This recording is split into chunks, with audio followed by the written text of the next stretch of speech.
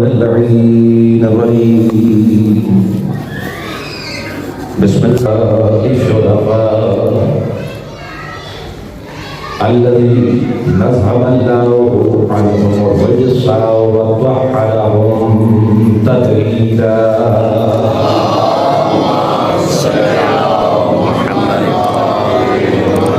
ولعنة الله ومن على الملعونين من يومنا وهذا إلى قيام يوم الجزاء أما بعد فقد قال الله سبحانه وتعالى في كتابه المبين بسم الله الرحمن الرحيم كل نفس ذائقة الموت صلى الله عليه وسلم اللهم صل على محمد وآل محمد. دعا کو کہ رب کائنات اپنی حبیب ہستیوں کے سبب مرحوم مقبول جناب سید محمد عاشق صاحب نے سید دراب مالک کی مغفرت فرمائے اور لواحقین اور ورثاء اس کوشش کو اس عمل کو اپنی بارگاہ میں قبول و منظور فرمائے ان کی قبر پر اپنی رحمتوں برکتوں کا نزول فرمائے آمین. مل کے دعا کریں کہ مالک انہیں غلامان محمد علیہ السلام شمار فرمائے جتنے بھی مومن مومنات محبین محمد علیہ السلام مستان فانی سے انتقال کر گئے ہیں مالک سب کی مغفرت فرمائے ہمارے گناہان صغیرہ و کبیرہ کو معاف فرمائے اعمال صالح کرنے کی توفیق عطا فرمائے دعاؤں کی مقبولیت کے لیے حکمت اور فیض احمد کرے بلند کر صلوات پڑھیں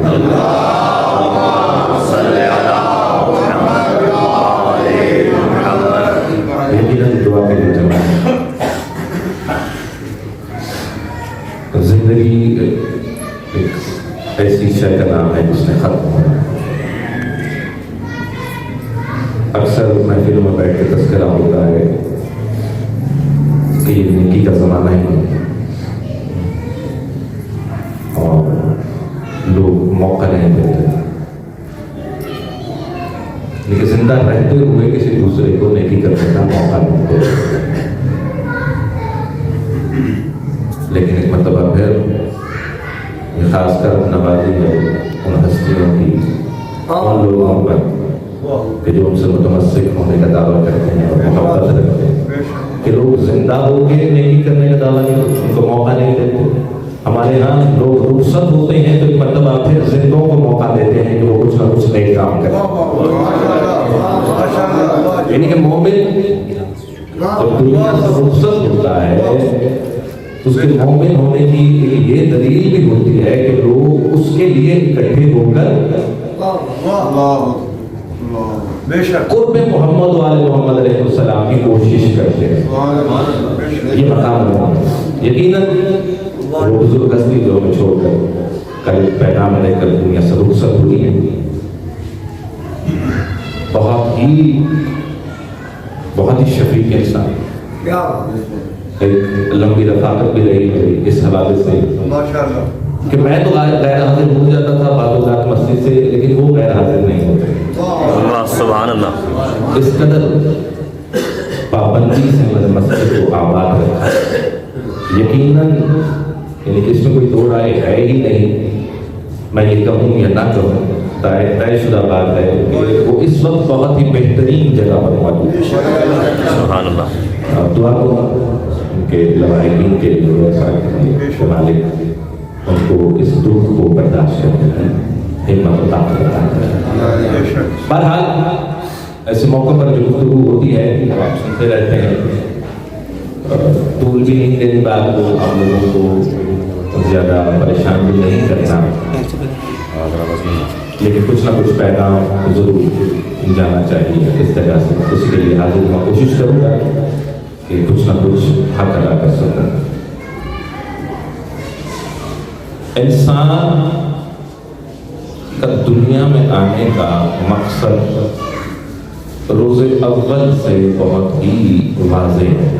قرآن کی آیت ہے وَمَا خَلَقْتُ الْجِنَّ وَالْإِنسَ إِلَّا لِيَعْبُدُونِ جن و انس کو خلق کیا ہم نے اس لیے کہ وہ عبادت کریں. اب یہ لفظ عبادت جو کہ بہت زیادہ وسیع ہے، اس کے معنی و مفہوم اور یقیناً آپ علماء سے سنتے بھی رہتے ہیں، پڑھتے بھی رہتے ہیں کہ عبادت بہت ساری چیزوں کو گھیرے ہوئے جو لفظ عبادت میں شامل ہوتے ہیں۔ پھر ایک جگہ قرآن کریم کے اندر ہی اللہ تعالیٰ فرماتا ہے کہ میں نے موت و حیات کو اس لیے خلق کیا تاکہ میں دیکھوں کہ تم میں سے احسن عمل کون ہے، بہترین عمل کون ہے۔ لیکن ثابت ہوا کہ عبادت ایک تو مقصد اور دوسرا احسن عمل، یہ دو چیزیں، لیکن یہ دو چیزیں دو ناموں کے ساتھ ہیں لیکن مختلف نہیں ہیں۔ کہیں نہ کہیں جا کر یہ دونوں چیزیں ایک دوسرے سے مل جاتی ہیں، عبادت اور احسن عمل۔ یہ مختلف نہیں، لکھنے میں مختلف ہوں گے، لفظی طور پر ان کے معنی مختلف ہوں گے، لیکن کہیں نہ کہیں جا کر ایک دوسرے کے ساتھ مل جاتے ہیں۔ میں نے پچھلے اس جمعے پر گفتگو کی تھی اور بڑی ہی ایک سخت حدیث سامنے آئی تھی، اور میں نے یہی گزارش کی تھی کہ میں چاہتا ہوں کہ اگر یہ وزن مجھ پر ہے تو اب یہ وزن آپ پر بھی کریں، کیونکہ حدیث تو سخت ہے۔ کچھ لوگ ہیں جو یاد رہے عبادت اور احسن عمل، کچھ لوگ ہیں جو ختمی مرتبہ حضرت محمد مصطفیٰ صلی اللہ علیہ وسلم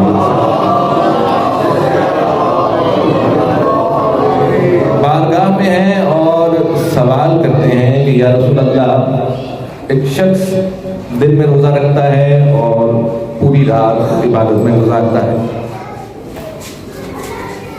اور ان دونوں کاموں کے باوجود اس کے اندر ایک خرابی ہے، اس کا اخلاق اچھا نہیں ہے، اس کا اخلاق اچھا نہیں ہے، اس کے بارے میں کیا ہوگا؟ تو ختمی مرتبہ فرماتے ہیں کہ اس شخص نے کچھ نہیں کیا وہ جہنمی ہے۔ دوبارہ سماعت فرما لیجیے، پورا دن روزہ رکھا، پوری رات عبادت میں گزاری، ایک خرابی ہے کہ اخلاق اچھا نہیں ہے، تو ختم مرتبہ کیا فرما رہے ہیں کہ اس نے کچھ بھی نہیں کیا، اور یہ نہیں کہا کہ اس نے کچھ نہیں کیا اسے کچھ نہیں ملے گا، فرمایا وہ جہنمی ہے۔ یہ لسان رسالت سے ادا ہوئے جملے کہ وہ جہنمی ہے۔ تو واضح یہ بات کرنا ہے کہ عبادت سے مراد اللہ نے یعبد اس لیے خلق کیا تم عبادت کرو، یا احسن عملہ، اس سے قطعاً مراد صرف اور صرف عبادات وہ والی نہیں ہے جس میں روزہ ہے، حج ہے، زکوٰۃ ہے۔ صحابی نے کیا عرض کیا تھا کہ اخلاق اچھا نہیں ہے، معاشرے کے اندر کردار اچھا نہیں ہے۔ آج ہر شخص اپنی اپنی بہت ہی مصروف زندگی سے وقت نکال کر یہاں پر آیا ہے، بے شک آیا ہے، ٹھیک ہے، وہ منور بھائی کے لیے ہمدردی کے لیے آیا ہے، یا ان کا ایک تعلق تھا جناب، میں چہرے دیکھ رہا ہوں کہ کچھ دوست بیٹھے ہیں یہاں پر ہاشم صاحب کے، تو یقیناً زندگیاں مصروف ہیں، وہ آج اس لیے آئے ہیں، وہ ہاشم صاحب کی ان نمازوں کی وجہ سے نہیں آئے، ان روزوں کی وجہ سے نہیں آئے، اس کی وجہ سے نہیں آئے، ان عبادات کی وجہ سے نہیں، اگر وہ آج یہاں پر آئے ہیں تو ان کے اخلاق کی وجہ سے، اس رویے کی وجہ سے جو انہوں نے زندگی میں ان سے رکھا۔ کیا برائے خوشنودی محمد بلند ہے صلوات۔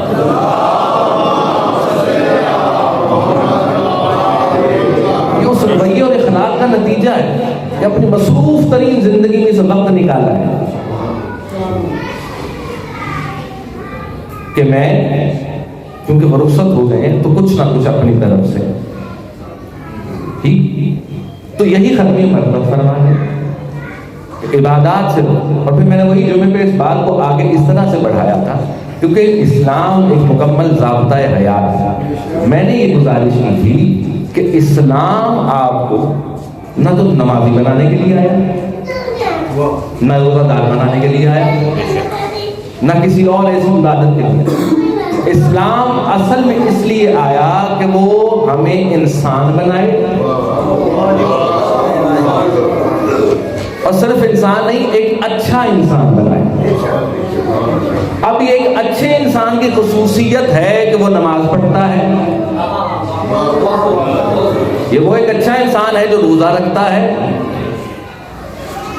جو حج کے لیے محنت کرتا ہے، یہ ایک اچھا انسان ہے جو باقی عبادات کو انجام دیتا ہے۔ لیکن پہلے جس چیز کے لیے آپ کو تیار کیا جا رہا ہے وہ ہے اچھا انسان۔ ہمارے ہاں مسئلہ یہ ہے کہ ہم نے آخر سے اپنے آپ کو ٹھیک کرنا شروع کیا۔ ہم یہ سمجھتے ہیں کہ اگر ہم نے نماز پڑھنا شروع کر دی تو اس کا مطلب ہے ہمارے اندر تمام اچھائیاں آ جائیں گی۔ اگر ہم نے روزہ رکھنا شروع کر دیا یا باقی عبادات کو انجام دینا شروع کر دیا تو اس کا مطلب ہے کہ ہمارے اندر یہاں پر بات آپ کے ذہنوں میں ہے، میں سمجھ رہا ہوں نوجوان میری طرف دیکھ رہے ہیں کہ قرآن کے اندر ہی ہے کہ ان الصلاۃ تنہی عن الفحشاء والمنکر، یہ نماز ہی تو ہے جو آپ کو بے حیائی اور برائی سے روکتی ہے۔ یہ نماز ہے نا جو آپ کو بے حیائی اور برائی سے روکتی ہے۔ تو نماز اس لیے پڑھتے ہیں کہ ہم معاشرے میں کوئی ایسا کام نہ کریں۔ تو اگر ہم نماز کے قریب نہیں آئیں گے تو وہ بے حیائی اور برائی کیسے بچیں گے؟ لیکن آپ یہ بھی تو دیکھیں کہ اگر آپ نماز پڑھنے کے بعد بھی اس عمل سے نہیں باز آ رہے ہیں، یعنی کہ میں نماز بھی پڑھ رہا ہوں اور میں وہ کام بھی کر رہا ہوں جس میں قرآن دعویٰ کر رہا ہے، تو وہ اس لیے تضاد پیدا ہو رہا ہے کہ میں جو پہلے والے کام ہیں ان کو چھوڑ رہا ہوں، جو اسلام مجھ سے چاہتا ہے، آل محمد مجھ سے چاہتا ہے، میں ان کو پیچھے کر رہا ہوں، اور جو آخری درجہ ہے اس کو حاصل کرنے کی کوشش کر رہا ہوں۔ اسلام آپ کو ایک اچھا انسان بنانے کے لیے، ایک اچھا انسان، ایک اچھا مسلمان، ایک اچھا مسلمان، ایک اچھا مومن، ایک اچھا مومن، ایک اچھا متقی، ایک اچھا متقی، ایک اچھا زاہد بنے گا۔ لیکن یہ مراحل طے کرنا ہے۔ معاشرے میں اس وقت جن چیزوں کا فقدان ہے وہ آپ کے اخلاق کا ہے۔ جب تک اخلاق بہتر نہ ہوں گے، حدیث رسول میں نے آپ تک پہنچا دی ہے، اخلاق اچھے ہوں گے تو یہ چیزیں جو ہیں کسی نہ کسی مقام پر پہنچیں گے، اور یہ بھی اخلاق کا ہی حصہ ہے جو اس وقت ہاشم صاحب کی اولاد انجام دے رہی ہے۔ یہ ان کا حق بھی ہے، یہ بھی اخلاق کا حصہ ہے کہ جو اولاد اپنے والدین کے گزر جانے کے بعد، دیکھیں جب تک وہ موجود ہیں تب تک ان کی تعظیم، ان کا حکم ماننا یہ ان کے اوپر واجب ہے۔ لیکن اچھی اولاد کون سی ہوتی ہے کہ جو رخصت ہونے کے بعد بھی یاد رکھے، جو بعد میں بھی یاد رکھے۔ اور اسلام کہیں نہ کہیں اگر آپ اس کو سمجھیں تو کہیں نہ کہیں پورے کا پورا اسلام یقین بالغیب پر چل رہا ہے۔ سبحان اللہ۔ یقین بالظاہر پہ نہیں چل رہا، یقین بالغیب پہ چل رہا ہے، اور یہ اسلام ہی ہے جو متصل بالغیب کرتا ہے۔ اسلام آپ کو غیب کے ساتھ متصل کرتا ہے، جوڑ دیتا ہے جو نظر نہیں آتا، اور اس کی سب سے پہلی مثال کون سی ہے؟ اللہ کی ہے۔ لیکن یہ اسلام ہے نا جو آپ کو اس غیب کے ساتھ جوڑ رہا ہے، اس کے ساتھ یقین کا رابطہ پیدا کر رہا ہے۔ بہرحال تو جو یہ اولاد اس وقت کر رہی ہے عمل، یہ بھی اخلاق کا ایک حصہ ہے، اور اس کو مت سمجھا جائے کہ ان چیزوں کے اندر کہیں نہ کہیں کوئی سوال اٹھتا ہے کہ ایصال ثواب کے لیے۔ میں کسی اختلافی بحث کے اندر نہیں جانا چاہ رہا۔ امام علی نقی علیہ السلام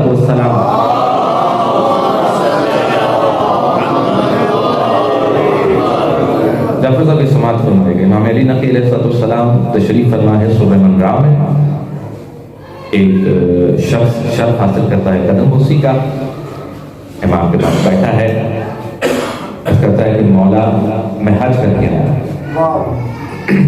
میں حج کر کے آیا ہوں. امام فرماتے ہیں کہ خدا قبول کرے, خدا تمہارا حج قبول کرے. تو وہ شخص اپنے جملے کو آگے بڑھاتا ہے, کہتا ہے کہ مولا میں جو حج کر کے آیا ہوں وہ آپ کے جد جناب ابو طالب کی نیابت میں کر کے آیا ہوں. میں ان کی طرف سے حج کر کے آیا ہوں.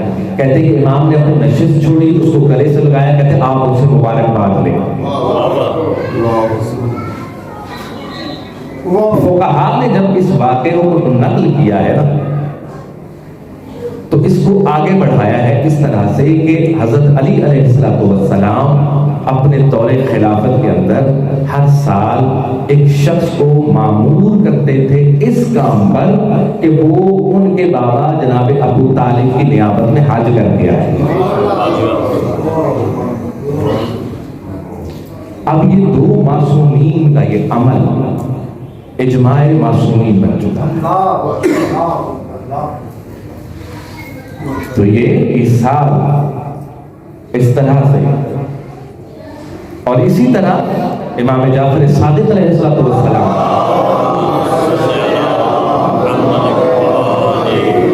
تشریف فرمائے.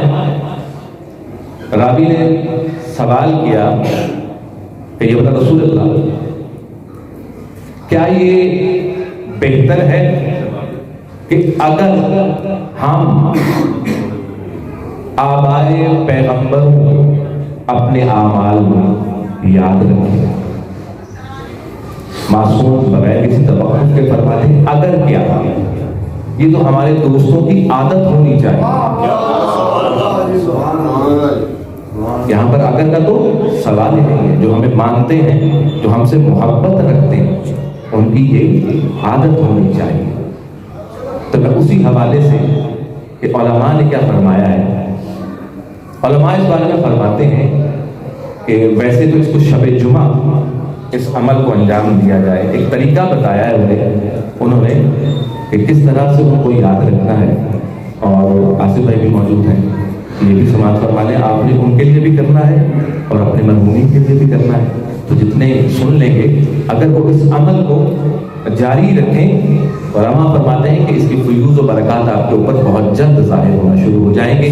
کہتے ہیں کہ سورہ ہم خاص طور پر شب جمعہ, سورہ ہم 3 مرتبہ سورہ اخلاص, 1 مرتبہ سورہ ناس, سورہ قدر, یہ ترتیب ہے. سورہ ہم 3 مرتبہ سورہ اخلاص, 1 مرتبہ سورہ قدر کی تلاوت کر کے آپ نے چند نام ہیں جو ذہن میں رکھے اور ان ہستیوں کا ان کو یہ ہدیہ کرنا, وہ نام آپ نے ذہنوں میں رکھے. جناب خدیجہ بنت خویلد,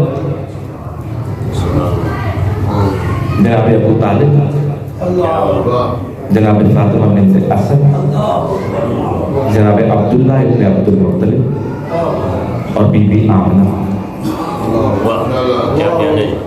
جناب حمزہ. کہتے یہ وہ شخصیات ہیں کہ جن کو آپ نے یاد رکھنا ہے. اس طرح سے پڑھ کر آپ نے ان کو ہدیہ کرنا ہے. کون کون ہے؟ والدین جناب رسول خدا صلی اللہ علیہ وسلم, والدین جناب مولا علی علیہ السلام, جناب حمزہ اور جناب خدیجہ سلام اللہ علیہا. علماء آگے جملہ ایک لکھتے ہیں کہ اگر کوئی شخص یہ عمل کرے تو اس نے جو یہ پڑھ رہا ہے, جس نے یہ عمل کیا ہے, اگر کوئی شخص یہ عمل کرتا ہے تو اس نے احترام کیا ہے رسول کے والدین کا. یہ لفظ سمجھیں کہ اس نے احترام کیا ہے رسول کے والدین کا, علی ابن ابی طالب کے والدین کا, جناب فاطمہ کی والدہ کا. اب اگر کوئی محمد مصطفیٰ کے والدین کا احترام کرے, علی کے والدین کا احترام کرے, سیدہ کی والدہ کا احترام کرے, علماء کہتے کیسے ہو سکتا ہے کہ جو پڑھنے والے ہیں وہ ہستیاں ان کے والدین کے لیے احترام نہ کریں. نعرہ تکبیر، نعرہ رسالت، نعرہ حیدری.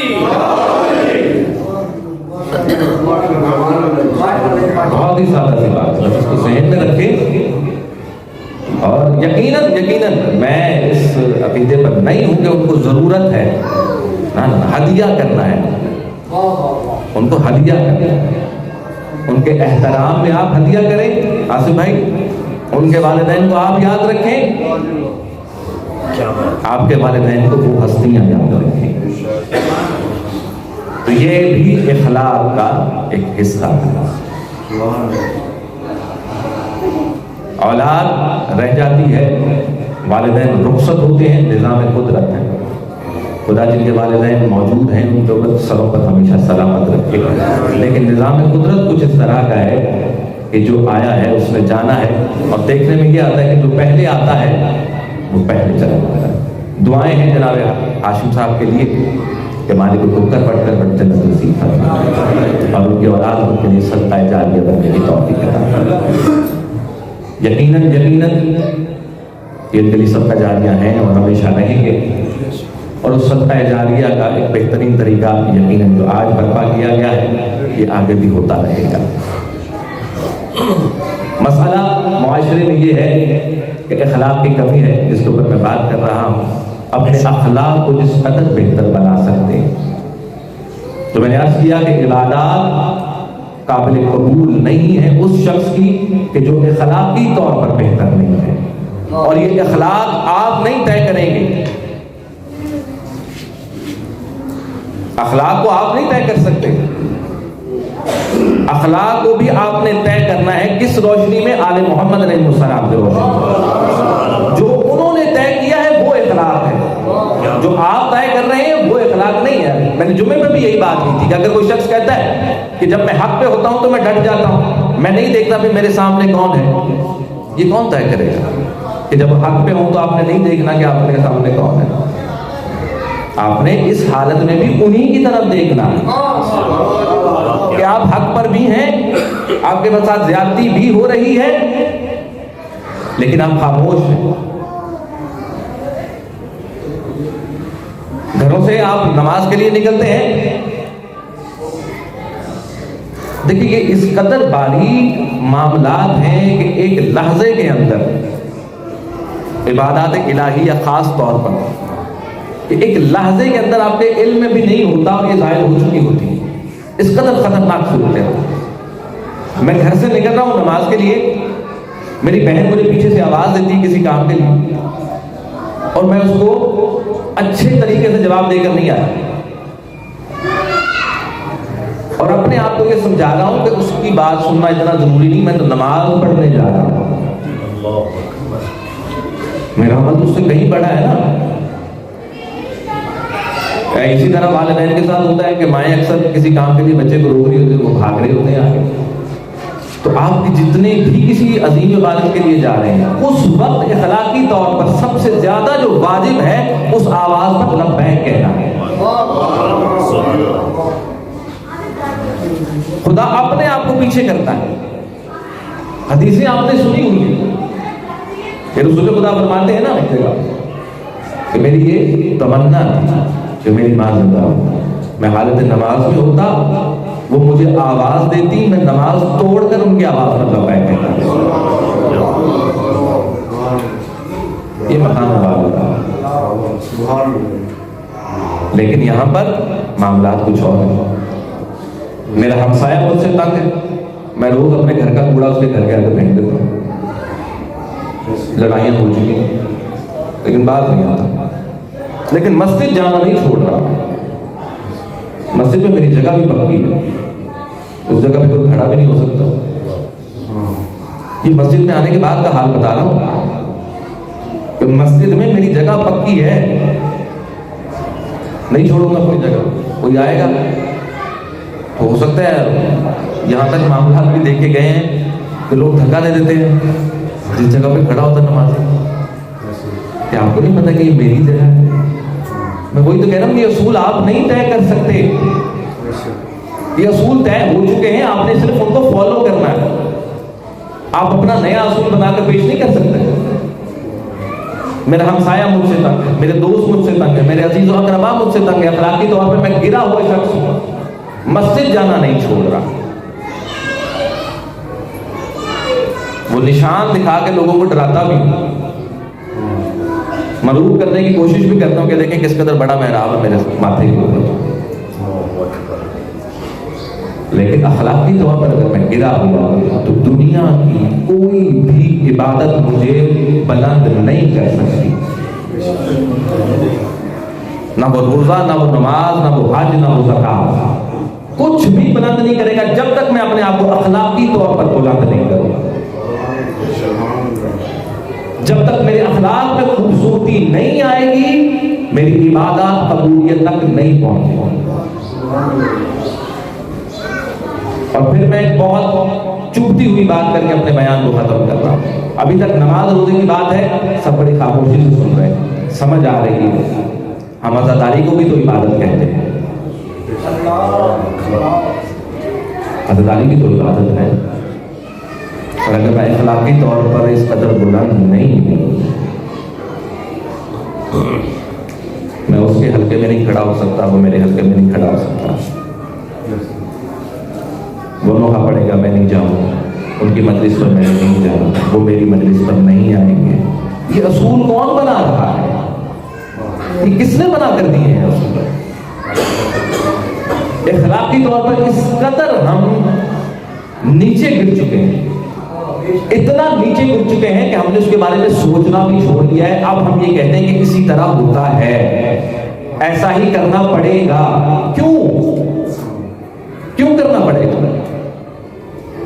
دعویٰ ہمارا یہ ہے کہ ہمارے پاس دنیا کی بہترین شخصیات ہیں، اور پھر ہماری اخلاقی گراوٹ کی یہ حال ہے. میں پہلے بھی عرض کر چکا ہوں کہ ہم بڑے فخر سے کہتے ہیں کہ میں ان کو مانتا ہوں. میرا یہ دعویٰ ہے کہ میں ان کو مانتا ہوں. لطف اس میں نہیں ہے کہ میں ان کو مانتا ہوں، لطف اس میں ہے کہ وہ کہیں کہ ہاں میں بھی اسے مانتا ہوں. میں یہ دعویٰ کرتا ہوں کہ وہ میرے ہیں، میں ان کو مانتا ہوں وہ میرے ہیں. کمال یہ ہے کہ وہ کہیں کہ ہاں میں بھی مانتا ہوں کہ یہ میرا ہے. اور یہ عبادات سے نہیں ہوگا، یہ اخلاقی اقدار سے ہوگا. جب تک اخلاق بلند نہیں ہوں گے، آپ کبھی بھی صحیح معنوں میں حسن سے متمسک نہیں ہو سکتے. یاد رکھیں، اخلاق نہیں ہے تو حدیث رسول ذہن میں رہے، اس انسان نے کچھ نہیں کیا. کوئی عبادت قابل قبول نہیں ہے اگر اخلاق اچھے نہیں ہیں. خدا ہمیں روش محمد والے محمد پر صحیح معنوں میں چلنے کی توفیق عطا فرمائے. ایک سلام کر دیجیے محمد والے.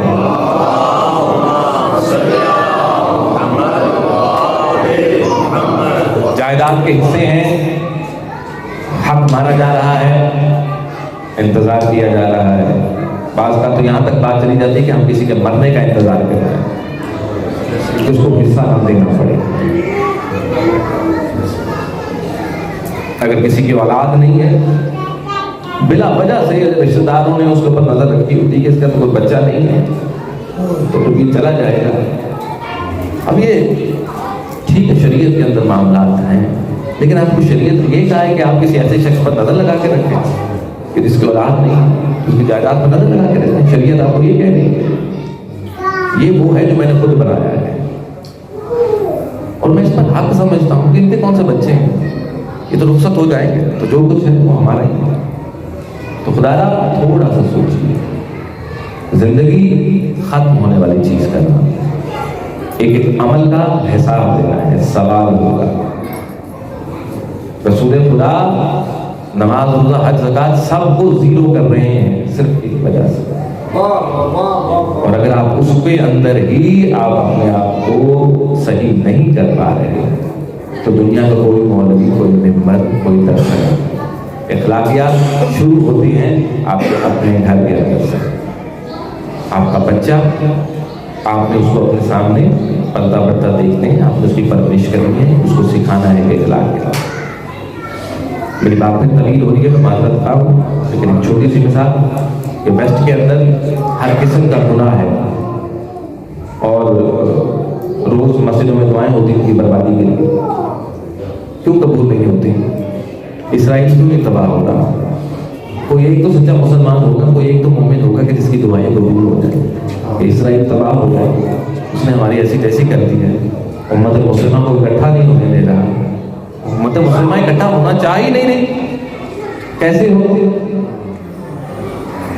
تو اسرائیل کی بربادی کی دعائیں ہیں، انگریزوں کی بربادی کی دعائیں ہیں، ٹھیک ہے، انہوں نے ہمیں برباد کر کے رکھ دیا ہے، انہوں نے ہمیں برباد کر کے رکھ دیا ہے اور ہم برباد ہونے کے لیے بالکل تیار بیٹھے ہیں۔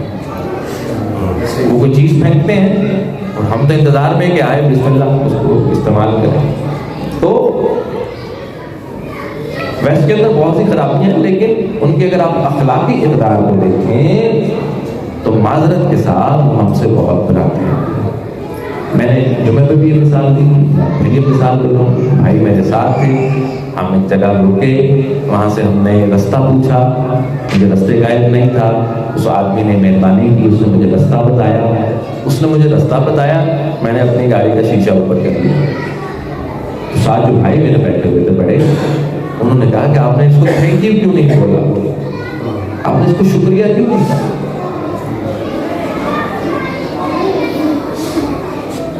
اور میں خاموش تھا اس بات، جس طرح آپ خاموش ہیں اس بات کہ یہ اخلاقی قدر ہے کہ اس شخص نے آپ پر اتنا ہی سی مہربانی کی ہے کہ اب آپ صحیح رستے، یعنی کہ یہ چھوٹی سی مہربانی نہیں کسی کو صحیح رستے پہ ڈال دیں، اس نے مجھے صحیح رستہ بتایا ہے اور میرے میں اس قدر اخلاقی ضرورت نہیں ہے کہ بس میں شکریہ ادا کروں۔ یہ ایک چھوٹی سی مثال ہے اور اسی طرح کی ہزاروں مثالیں پورے دن کے اندر آپ کے سامنے آتی ہیں۔ دین کہتا ہے کہ اگر رستے سے پتھر بھی ہٹاؤ گے تو ثواب ملے گا، بے شک پتھر بھی ہٹاؤ گے ثواب ملے گا۔ ہم نے کیا بنایا کہ ہم زندگی میں روڑے اٹکا رہے ہیں لوگوں کو، یہ ہماری اخلاقی خلاف ہے۔ تو اس چیز کے اوپر تھوڑی سی توجہ رکھیے۔ بہرحال بس اپنے بیان کو ختم کروں، آپ کی زحمتوں کو تمام کروں، ذکر ہو گیا، مالک اس ذکر کو اپنی بارگاہ میں قبول کریں، کیونکہ مجلس ہے، مجلس مکمل نہیں ہوتی کہ جب تک ذکر مسائل نہ ہوگا۔ بہت بڑی مصیبت اس وقت اس خانوادے پر، اور ہماری ہمدردیاں تسلیاں ان لوگوں کے ساتھ ہیں۔ مالک ان کو صبر کی توفیق عطا فرمائے۔ یقیناً باپ جتنے بھی بوڑھے ہو جائیں، رشتہ ایسا ہے کہ دل یہ چاہتا ہے کہ یہ رہیں پاس ہمیشہ، ان کا ہونا ہی گھر میں باعث رہتا ہے۔ اور بیٹیاں چونکہ کچھ خاص طور سے یہ رشتہ ایسا ہے باپ بیٹی کا کہ ان کی انسیت، ان کی محبت بیٹوں کی نسبت کچھ زیادہ ہوتی ہے۔ کل لوگ جو جنازے پر موجود تھے، یقیناً میرے ذہن میں ابھی تک وہ آوازیں ہیں کہ جب وہ آئی ہیں والد کے جنازے پر تو بڑا مشکل ہوتا ہے، لیکن میں ایک بات بول رہا ہوں، جملہ ہے بس، مالک قبول کرے کہ وہ بیوی آئی اور اس نے اپنے باپ کی میت پر گریا کیا، اس کے سر پر ہاتھ رکھنے والے بھی موجود تھے، کوئی اس کو روکنے والا بھی نہیں تھا، کسی نے اس کو ہٹایا بھی نہیں وہاں سے، سب نے کہا کہ اس کا حق ہے، اس کا باپ مر گیا ہے، اس کو رونے دو، گریا کرنے دو، دل بھر کوئی روکے نہ اسے، کوئی اسے اٹھائے لایا۔ لیکن تاریخ بتاتی ہے کہ ایک باپ ایسا بھی ہے کہ اس کا سر جو ہے وہ تن سے جدا ہے۔ ایک 4 سال کی بیٹی ہے، وہ قریب آتی ہے، رونا چاہتی ہے، کوئی تماچے مارتا ہے، کوئی تازیانے لگاتا ہے، کوئی ایسا نہیں جو کہتا ہے کہ رونے اپنی باپ کی لاشیں پر۔ آصف بھائی، منور بھائی، آپ بڑے خوش قسمت ہیں اس معاملے میں۔ تجہیز و تکفین ہوئی، آپ نے جنازہ اٹھایا، لوگوں نے مشایت کی، آپ کے ساتھ چلے، آئے ذرا سید سجاد کو بھی تو دیکھیں کربلا میں، 3 دن کا بھوکا پیاسا بابا، گرم ریل پر لاشا ہے، تینوں سے اٹا ہوا ہے، لیکن باپ کو غسل دے سکے، کفن دے سکے. یہ روتا ہوا سجاد کربلا سے رخصت ہوا ہے. اللہ رحمت اللہ علی القوم الصالحین. سیدنا الذین مخالفین